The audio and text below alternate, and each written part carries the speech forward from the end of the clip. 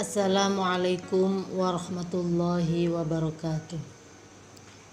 Bismillah, alhamdulillah, assalatu wassalamu ala rasulillah Sayyidina Muhammad ibn Abdillah, wala khawla wala quwata illa billah, amma ba'du. 4 kunci rumah tangga harmonis. Harmonis adalah perpaduan berbagai warna karakter yang membentuk kekuatan eksistensi sebuah benda. Perpaduan inilah yang membuat warna apapun bisa cocok menjadi rangkaian yang indah dan serasi.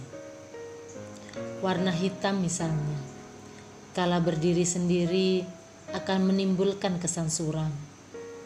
Jarang orang menyukai warna hitam secara berdiri sendiri. Tapi jika berpadu dengan warna putih, akan memberikan corak tersendiri yang bisa menghilangkan kesan suram dan dingin. Perpaduan hitam putih, jika ditata secara apik, akan menimbulkan kesan dinamis, gairah dan hangat.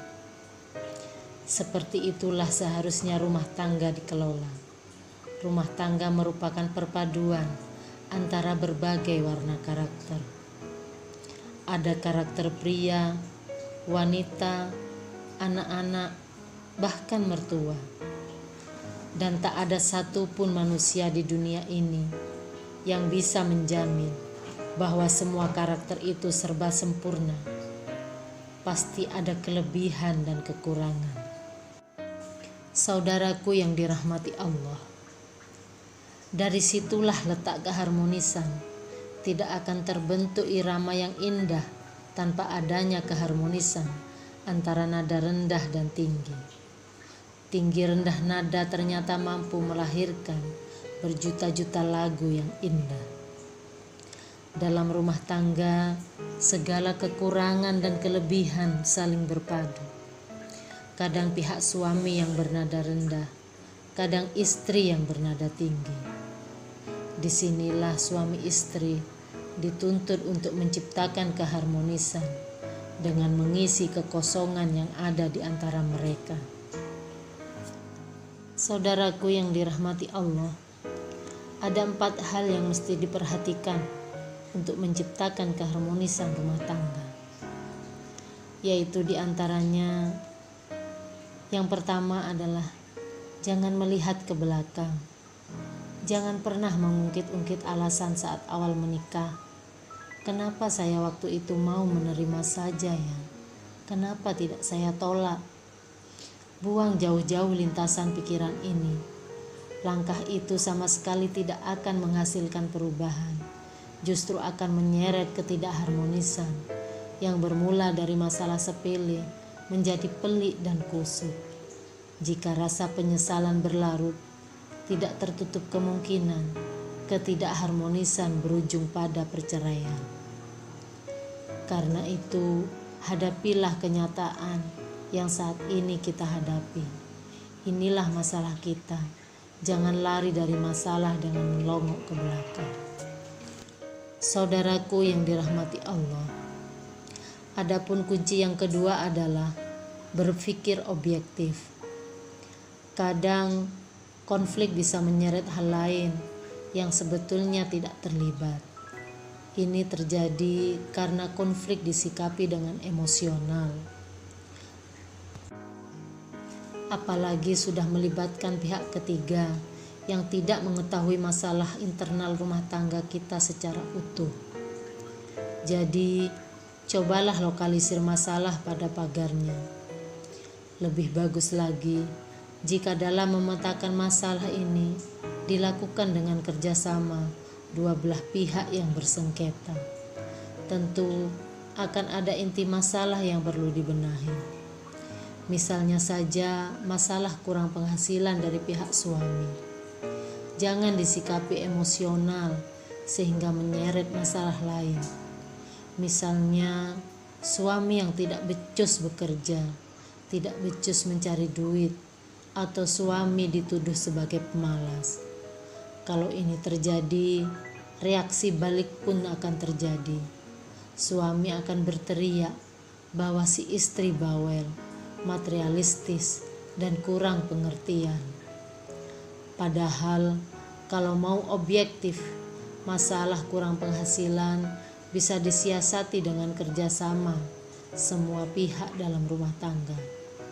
Tidak tertutup kemungkinan istri pun ikut mencari penghasilan, bahkan bisa sekaligus melatih kemandirian pada diri anak-anak. Saudaraku yang dirahmati Allah, adapun kunci yang ketiga adalah lihat kelebihan pasangan, jangan sebaliknya. Untuk menumbuhkan rasa optimis, lihatlah kelebihan pasangan kita, jangan sebaliknya, mengungkit-ungkit kekurangan yang dimiliki. Imajinasi dari sebuah benda bergantung pada bagaimana kita meletakkan sudut pandangnya.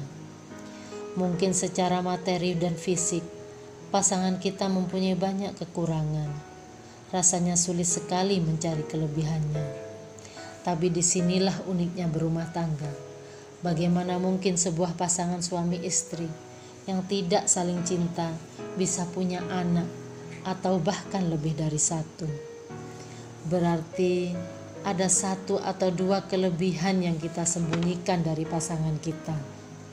Paling tidak, niat ikhlas dia dalam mendampingi kita karena Allah sudah merupakan kelebihan yang tiada tara, luar biasa nilainya di sisi Allah Subhanahu wa Ta'ala.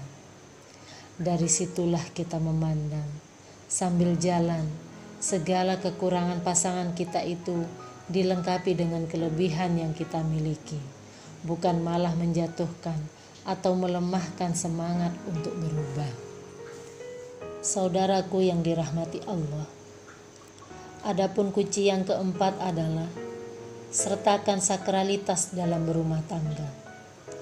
Salah satu pijakan yang paling utama seseorang rela berumah tangga adalah karena adanya ketaatan pada syariat Allah. Padahal kalau menurut hitung-hitungan materi, berumah tangga itu melelahkan. Namun justru disitulah nilai pahala Allah janjikan. Ketika masalah nyaris tidak menemui ujung pangkalnya, kembalikanlah itu kepada sang pemilik masalah, Allah Subhanahu wa Ta'ala. Pasangkan rasa baik sangka kepada Allah Subhanahu wa Ta'ala.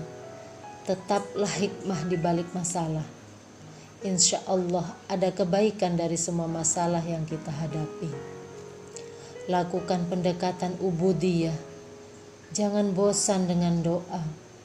Bisa jadi dengan taqarrub kepada Allah, masalah yang berat bisa terlihat ringan, dan secara otomatis solusi akan terlihat di depan mata. Insya Allah. Jadikan rumah tangga kita sebagai ladang pahala dengan hanya mengharap ridhonya. Usikum wa nafsi bitaqwallah wal afu minkum. Assalamualaikum warahmatullahi wabarakatuh.